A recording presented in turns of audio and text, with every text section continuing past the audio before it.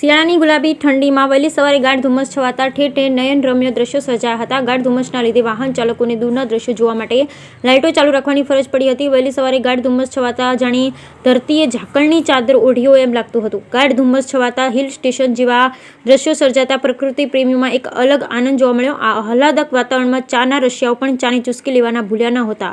કહેવાય છે કે આ ગાઢ ધુમ્મસ શિયાળુ પાક માટે લાભદાયક હોવાથી ખેડૂતોમાં પણ ખુશી જોવા મળી.